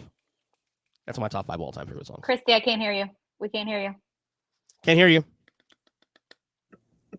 Sorry. What were you saying now? Nuts. You're picking a lot of singles, which is like a lot of, I don't know, it's just unexpected. What do you mean? That's why when he just said there's only one mainstream song, I thought it was the one he picked. No, the only song we've all picked that are singles is Dirty Diana. I mean, Human Nature was a single. Okay, mainstream, not necessarily. Right, but like number one hits, like the biggest. You feel it, yeah. Dirty Diana's the only one. It went to number 1. That's it. I mean, and then there's Unbreakable. Clearly, that was like. I mean, number one globally. In my heart. In my heart. And I can't talk shit. I love that song. It's just Kristie and I, if anyone's watching this, we're like, we know that that's EJ's, like, we know. So we're just giving him a hard time. So the ring announcer for WWE, Samantha Urban, she played on the MJ Vegas show way back when.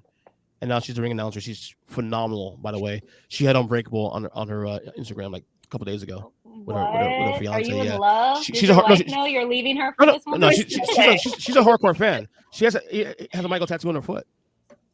Oh, she's a hardcore fan. Yeah, hardcore. Yeah, and she's very well known now because of the. So what you're saying is she's our new best friend. Yes, she's amazing. Cool. She's one of the greatest announcers in the history of the company. So really, really good. All right, round 5. It's Kristie. I think I'll go classic. Will you be there? Oh my gosh! Did I take yours? That was my next one. No, I'm sorry. That's okay. There's so many to choose from. I can take it back. You can take it back. No, keep it. Okay. It's a good one. Interesting. That's a real good one.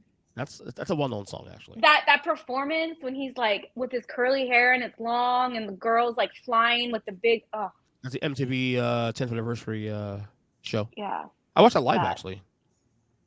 That was performance fun. is. Yep. That was good. Okay, I'm gonna pick Who's Loving You. Ooh. Because that's my favorite Jackson 5 song. If it was only the first and then it stopped, it would still be one of my favorite Jackson 5 songs. I thought you meant like if it would just stop there, it would be good. By the way, breaking news. That's what I mean. If it stopped after that first thing, I'd still be like, it's my favorite. By the way, Kristie's not a J5 fan for the record. She knows very little J5 stuff. I am, but I'm not. I don't know their whole catalog. I don't know the whole entire catalog, but that song, the soul in his voice at 10 years old, the fact that he can sing like that at 10 years old, and like when he's singing it, he's just like hardly opening his mouth and just like belting out this amazing ballad. Mm-hmm. I mean, it's good. That's another one where I can rewind that first part over and over and over. So that's what I pick. You know what I love? I love When I Come of Age, which is also like a random pick. What have I been? What have I been looking for? Yeah, it's so good. J5 songs hit me differently now. Anything Michael Motown between 68 and 76, 77, well, 76, I'd say, since its passing, hits me differently now than it did years ago. It's weird. It's a lot more emotional now for me to listen to that nostalgic stuff now. Yeah, but it's very more emotional too also. Yeah. So, all right, my go. Okay. What should I do here? Should I go back to Jackson's again? No. Let's do that. You know what? Screw it. I'll go classic. I'll go Billie Jean. Leave it to EJ. But I will say, of all the songs that were mainstream, Billie Jean, that is always a no skip for me. It's probably the greatest crafted pop song in history of music. That first bass, I don't know how you can even skip that. I don't know how anyone ever skips that. The production of that song, just musically speaking, production, how slick it is, from the vocals down to the music, down to the bass line, perfection. Yeah. So, yeah. It really is. Yeah, it really is. And the performances, of course, too, speaks for itself. I was going to say, even better live. It's even better live. Yeah, that's the thing. It's great live. All right, round 6. Kristie, go.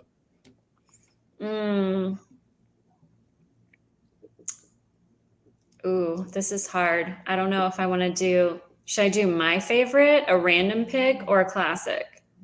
Do your favorite. Why not? Get out of the way. Do your favorite, yeah. Okay, one of my favorites, Dangerous. That's on my list. That was on my list. That's funny because I was just going to say the 1995 VMA performance. Oh, that's that's like the best. It's so good. Is it really? Do you like that one better than the AMAs from 2 years earlier? I see a lot of fans like that one better, but I like the MTV one better. I do too. What was the AMAs? You're like the only one I've heard that says that one's better, except for me. The AMAs where wasn't he wearing red? No. That was DC. No. He wore white. Same outfit. I think he did that one first, didn't he? The AMAs? Yeah. Before MTV? Yeah, 2 years before. Yeah. All I'm going to say is I don't remember that one, and I remember the MTV Dangerous performance. Like, I just saw it yesterday, so I'm going to go with the MTV performance because that's just incredible. Stay tight. I'm going to play right now. Hang tight. Keep talking. I'm going to play. No, that I could watch. My mom actually got off track on YouTube and texted me and was like, I just saw this performance from 1995. I'm like, stop right there. You just watched one of the best performances ever. Yeah, exactly. It's so good. Oh my gosh. I mean, favorite performance, that tied with Human Nature Live from Bucharest. Because it's nostalgic for me. But what about Wembley? What about Wembley? Yeah, exactly. Damn it. I'm just joking. Wait, Jen, you really never seen the AMA's performance? I'm sure I have. I just can't think about it. Are you going to show me, or are we? Yeah, I'm gonna show right now. The whole thing. Keep talking. No, not the whole thing. Not the whole thing. It's a little piece of it. Hey, I'm sure as soon as you play it, I'm gonna go like, oh yeah, but. Oh yeah, you're gonna see it. I'm gonna put it on the screen in a second. You know where it was? It was at Wembley in '88. That's right. Okay, never mind. I know. How do you not know? I know now. In the meantime, what's your EJ needs to get a Wembley tattoo. I don't tempt me. I might do it. He's just gonna throw us off this chat. He's like gonna be like, oh, what happened? Darn. I think I found it. Okay, I'll play right now. Right here. Give me 1 second. Present share screen.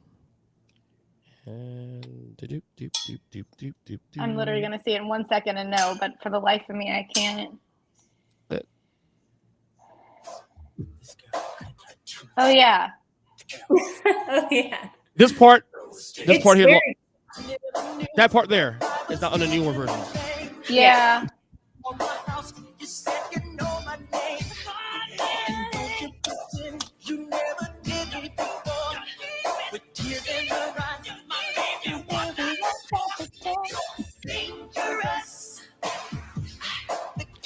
The thing is, the performance of the VMAs in '95 is more efficient than this one. I agree. That's the difference. This one is more fluid. Yeah. The other one is tighter and more concise. And I appreciate tight, concise movement. Yeah. VMAs are clean. It's cleaner, in my opinion. I still. No doubt. Yeah, I'm still gonna go with the VMAs now. Me too. Put the AMAs up against literally any other performance by any other artist in the history of the world. That's winning. But put that up against the 1995 VMAs. That's winning. By the way, the AMAs the AMAs that year is the only year where Metallica and Michael sort of staged at the same time. Same night. Oh. Metallica performed that night too, also. More you know. So yeah, exactly. For the Black Album. All right. What's your pick, Jen? For number me? 6 for you? Number 6, yeah. Number 6. Wait, what did you just pick, Kristie? Dangerous. Oh. Yeah, we just played it.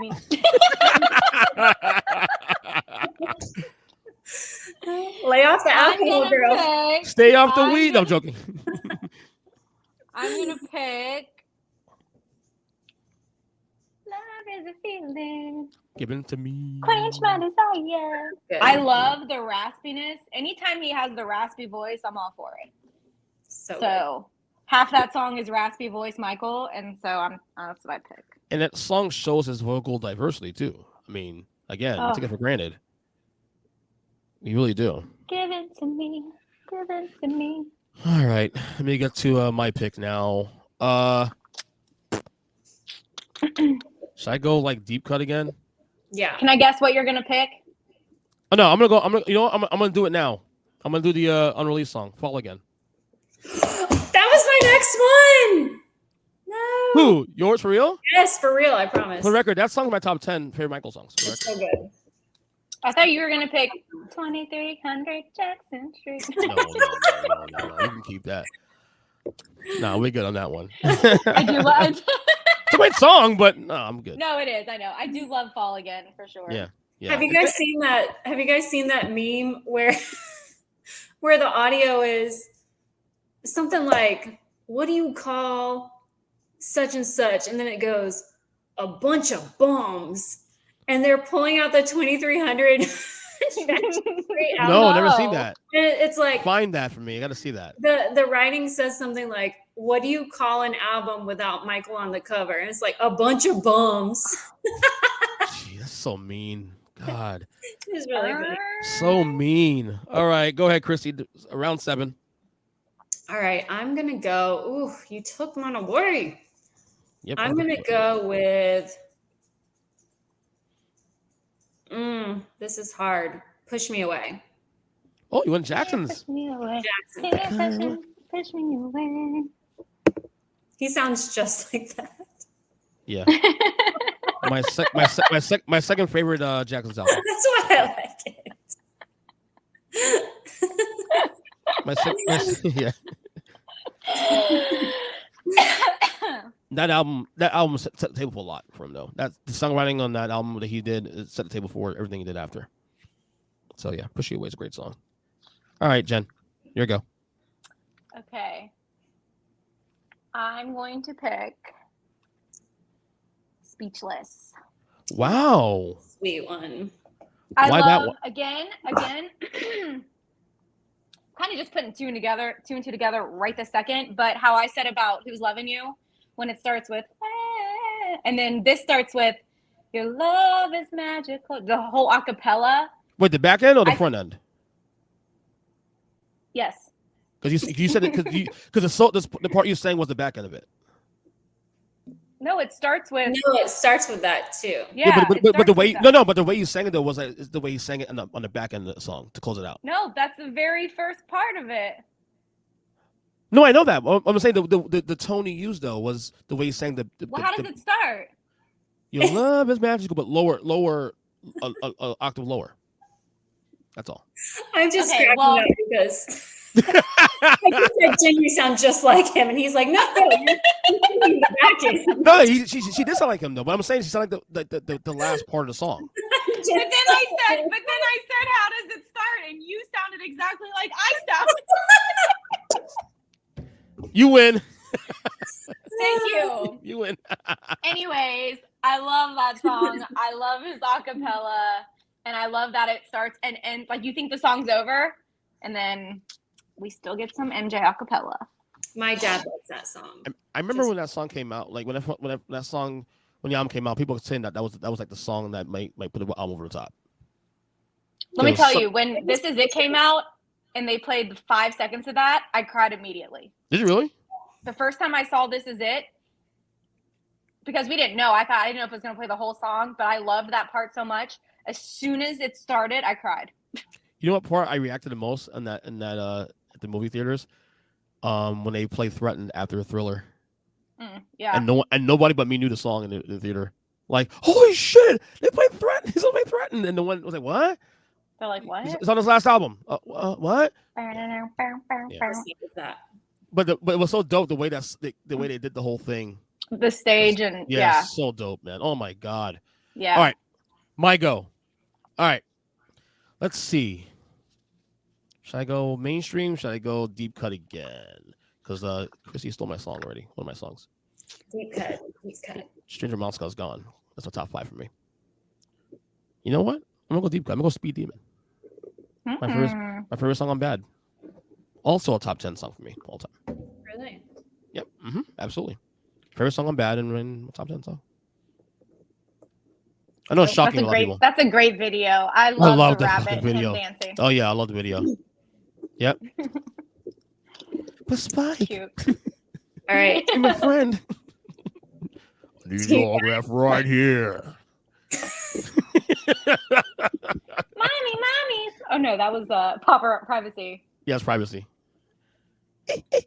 I'm thinking of it too. No, I'm thinking Michael Jackson. Yeah, that's what I was thinking of. Okay. You guys want to hear a cute story? So my mom, I said something about those claymation guys saying that. Mm-hmm. She was like, what? I go, don't you remember? And Moonwalker, she's like, I have no idea what you're talking about. So I showed her the video.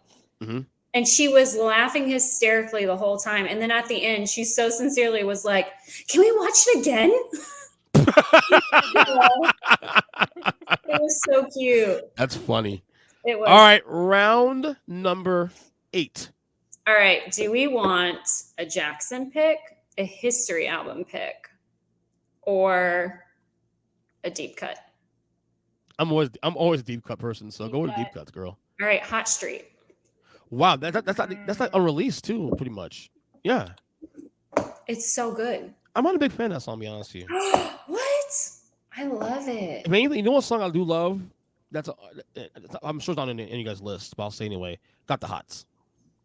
Got the Hots is good, but I That I like have it right here. I'm just. Do you really? Oh, it's like what? No, that bass line is sick though on that song. Yeah. Hot Street's okay, but it never really grabbed me. Oh, I love it. A lot of the Thriller demos, I'm not too like, oh my god about it. Like Carousel, I mean, that's Carousel. I love Carousel. It wouldn't be on my list, but I love it. Carousel's I think the demos on Dangerous are a lot better than ones on Thriller, personally. That's just me though. Okay. That's fair. Yeah. All right, Jen. Okay, should I go with Beat an it. unreleased song on a remastered album or one of Michael's favorite songs? Go with your favorite. What's your favorite? Is it Streetwalker? Streetwalker. Yep, it's Streetwalker. Yep. I love the beat on that. Like it just makes me. It's such a good beat. It makes me so happy. Sick bass line too. That's a good. Yeah. So remember when they dropped the bad remaster in 01 before Invisible came out, around the same time. I remember being excited about the song as much as the album, as the Invisible album. So I love Streetwalker. let me ask you guys. Let me ask you a question. This song or Another Part of Me? Because that was a choice on the album for Quincy and him. I have to go with Another Part of Me. Me too. In hindsight, I will say that is also on my list. So I think I picked Streetwalker because it is unreleased, but I like them both. But I love I think because there are some songs of his that I feel like I never have to listen to again because I have heard them so much in my lifetime. Not that Another Part of Me, such as Thriller or something like that. Yeah, Thriller's definitely one of those for me. But I love Another Part of Me. Streetwalker is so like, I haven't played it as much. I just love Streetwalker, but I love them both. I think vocally, Another Part of Me is fantastic. The chorus is, oh my goodness. So good. And not only that, I think Another Part of Me just fits the album better than the Streetwalker does. I agree. The whole album. So, all right. Let's go. All right. Do I have a song on each album so far? Invincible, History, Off the Wall, Thriller, Bad. Nothing on Dangerous, actually. I just realized that. Damn. Let me see. Damn, you stole my good songs, man. Damn it. I'll go In the Closet. There's a lot on history that we haven't done. I'll go In the Closet for me. That beat is sick. What is it? In the Closet. In the Closet. In the Closet is good. That beat is fucking sick. He does be looking good on that video. Oh, and yeah. Just a skosh. Naomi is gorgeous too in that video. Yeah. Naomi Campbell. Woo! I'm kidding. I didn't see anybody but Michael. Well, of course. You're gonna say that. He had a co-star? I would say else in that video? Where? of all the ladies in the videos he's with, who was probably the most beautiful one? I probably Tatiana. Maybe She's beautiful. Tatiana was. I would say Naomi Campbell's right there. I'd say her. I don't know. The girl in You Rock My World also. I remember when I first saw her, I was like, she had such an exotic look. Mm-hmm. I was like, I wanted Michael to date her. I'm sure the age difference was much, but I'm no one to talk from previous past years. But she was she is gorgeous. I just remember she was beautiful. I mean, they all are. What was the age gap again, Jen, for your ex? The age gap for that one? 17 years. Damn. Terrible. That's not My terrible. ex-husband will be 60 next year. That's so funny. That's wild. That's so funny. Okay, My wife and I are 7 years actually apart, but it's not bad. Wait, who's older? No. You're older? Of course I'm older. Yeah. Okay. Kristie, your go. Round 9. Okay. This is our last one. 2 more. Oh, I was going to say, oh my goodness. Okay. Don't pick my song. Ooh. Take it. I have to do like a history pick. Don't pick my song. Oh, I might. Hold on. All right, this time around. Okay, you didn't pick my song. Really? Why that song? Out of curiosity. It's a great song. Yeah. So basically, both songs that Biggie appeared on has been selected by you and I. There are like 3 others that were very close to being chosen. You a big fan of that song though? Yeah, I love it. It's one of my favorites on history. He really thought. This time around, yeah, you really thought. It's so catchy. By the way, a little backtrack off the wall quick. He's the only person that could make a 3-letter word make it into a 3-syllable word. What do you mean? When he says old, but to do it now before you get too old. Oh yeah. 3 syllables, yeah. Wait, what? Gonna do it Now before you get too old. But he says it's 3 syllables at old. Oh. Now I'm gonna hear Jen's pick because Childhood. What? Childhood. Oh, Really? Beautiful. Yeah. What's with all these sappy picks now? Speechless, childhood. This is what when I was saying one of MJ's favorite song, or and I picked Streetwalker, it was Childhood, because I think I picked that song because it was so close to him, and you can hear his emotion when he's singing it in the video. You can hear, and he talked about it. He talked about it with fans, and I mean the lyrics are just his heart. It's a gorgeous song. And the string. I mean, it's just it. If you just hear the song without listening to the lyrics, it has a totally different effect than if you really just like listen to the lyrics. So, I pick Childhood. I'm gonna go extremely deep cut, and not just deep cut Michael, but extreme Michael deep cut Motown. My favorite Michael solo song in Motown, "Make Tonight All Mine." That's a good one.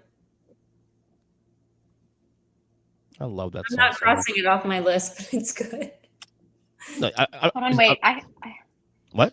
You can still hear me, right? Yeah. Okay, I just have to cancel something. You got canceled.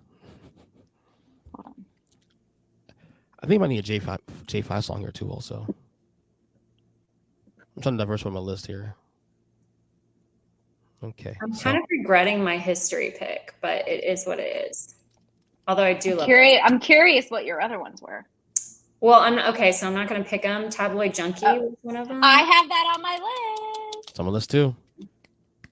Money is on there.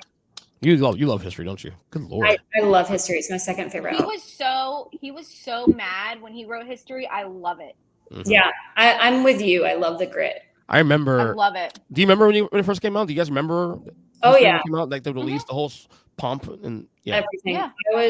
So when the Scream video premiered, I was watching because I was already a huge fan. Oh yeah, for sure. And after I watched it, I jumped off the cliff of sanity. Was insane ever since. Like that history is really what like catapulted me into crazy town. I remember buying the Scream single on cassette before the album came out. Oh yeah. Yeah, I remember big too. deal. Yeah, Scream one I'm side. not gonna pick it, but I have Too Bad on my list. Too Bad is really good too. Well, it's funny because there was like one of my favorite memes is name some Michael Jackson songs that were bad, and it's like bad and too bad. so corny, but yet so true, I know, right? but so Good true. God. Name Michael Jackson's bad songs, bad and too bad. Yeah, yeah, that's true. Anyway, all right, Kristie, last one. Oh, this is our last one? Mm-hmm. You want to do 2 more? Up to you guys. I mean, I'll do 2 more. Oh my goodness. Okay, I feel like we should have 2 bonus picks that are fine. like, We'll do that. They're so random you would never. Okay, so we'll add 3 per more, 3 per person. Okay. Go ahead. All right, I'm gonna go with. Oh my goodness. Beat it. No, okay. Definitely not. Definitely not. This is not like top 10 favorite, but I think it's a song that's underrated. Liberian Girl. Oh, that's a phenomenal song. Oh yeah. That's a phenomenal song, and oh my God, aesthetics in that song is amazing. The star power in that video is absolutely insane. And then there's Michael. Yeah. Yeah. Okay, All Jen, right. your go. I'm gonna pick. Black or white? No. I'll kill you. Kristie hates that song. I'm gonna pick. I don't Leave hate Me it. Alone. Yeah. Leave Me Alone. That's a great That's on the damn list, and that's also top 10 for me. on my list. The Well, EJ, stem- guess what? Too bad. Too bad. the stems on that song, though, like the vocal stems on that song, it's like a cloud. I've seen the breakdown of that song by other producers and stuff, and the vocal stems, like the melody for "Leave Me Alone," when he's in the chorus, he's doing his own harmonies. It's phenomenal. Oh my god, So good. that one and "Off the Wall," my two favorite like vocal like backup vocal songs of his. All right, 10 for me. This song I've been very obsessed with lately too. I'm gonna put it here. Butterflies. It's a popular one. I have one on Invincible too. I feel like EJ is making our list to where we're not absolutely hated when it comes out. Wait, what do you mean? Like, yes, those are good songs. Like everyone loves Butterflies. Yeah, but it's not like. And then there's like me, who's like, someone put your hand out, and Jin's like, DS. But like. I feel like. But I have the rarest song of all three of us. Which one is that? Make Tonight All Mine. No one knows that Beat song. It is not rare. EJ. No, Make It Tonight All Mine is as rare as it comes. I know that song. Cause I told you that song. No, I knew it. Oh, you know why? You know what? It's on Anthology. That's why. Yeah, Anthology. Yeah. Yeah, But Anthology. it's not on an album though. Hey, I don't care. Butterflies is so good. It is really good. I could rest you. Yeah, I have the most rare song on the list of anybody. Anyway. It's a good one. Okay. Let's do 3 very random picks. Each? Like stuff that are just 3 each that are just like Okay. Okay, the most random. go. We should do speed rounds. We should just say them. Okay, all 3. So you say. Wait, you want to do all say 3 it. or do one? So One. Kristie say it. I'll say mine, and then you say yours, EJ, and we'll Fine. see how what we. Okay, I'm gonna dedicate this to EJ. You are my life. Oh my god. Heaven can wait. That's good. Shit. Table Junkie. Okay. Okay. Little Susie. Mm-hmm. She said speed round, Jen. I know. I'm debating between 2. I'm gonna say Ghosts. Ooh. Oh, that's a good one. Scream. I'm So Blue. Oh, really? Yeah, I love that song. Keep the Faith. That's a good one. Abortion Papers. Ooh, now that's a deep cut. Yeah. A random pick. That's a good one. It's a pro-life song, by the way. People don't know It that. is. Yeah. We covered that. Yay. And that's it. We did our list. We did our draft. That's fun, wasn't it? It's This could have gone longer, to be honest with you. That was fun. It was just hard. I was down to 1, 2, 3, 4 songs off of 27.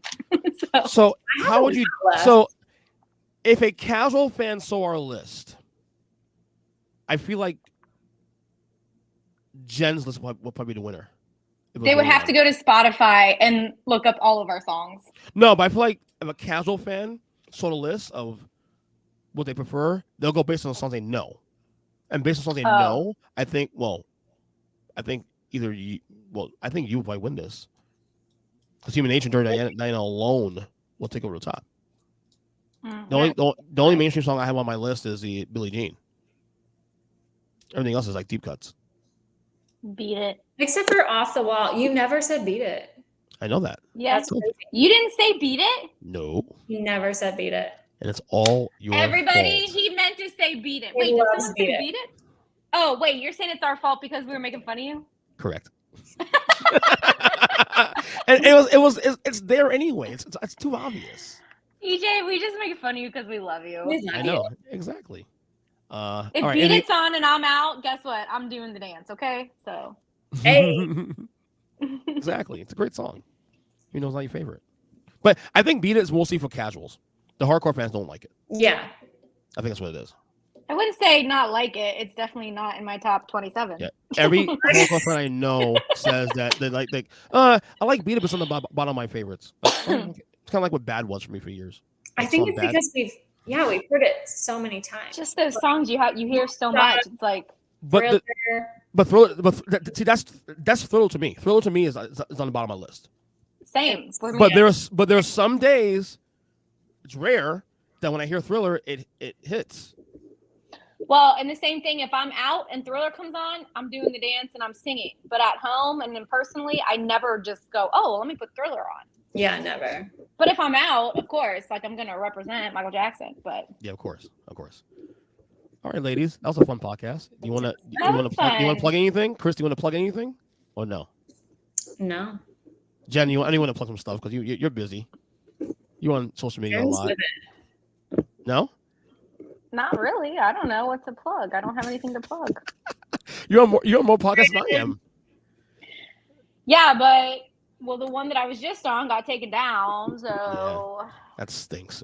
Unfortunately, that stinks. I know. Maybe I don't know. I don't know what part of it was too much, so I don't know if it's something he can take out and put back up.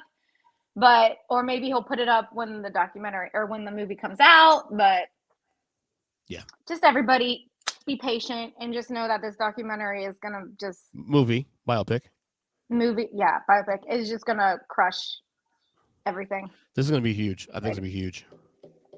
A lot of muscle. Huge. Huge. It's gonna be huge. No, ladies, it's gonna be great. All right, ladies, good job. Can I just say something? Public announcement. I am normally very white, but I am not normally this green color as Michael's photo. You look very white today. Jen looks darker than you. That's why you picked Stranger in Moscow. I'm like Michael White. People are gonna hate me for that, but I literally am like a sheet of paper white. I don't know why. She's not a hater, okay? Wait, you know it is though. I think it's the white walls behind you. It's the white light on top of you. It's the light, and this your whiteness in general. It's too dark if I turn it on. So. By the way, your country accent is not as prevalent as it used to be. It's not. It's because I moved to California. Yeah, you sound less country now. When I first met you, oh my god, like what? I was Southern. I had a little Southern accent. Oh, it was strong. It was strong. It was strong. Girl. South Carolina. Good job, ladies. Yay. Thank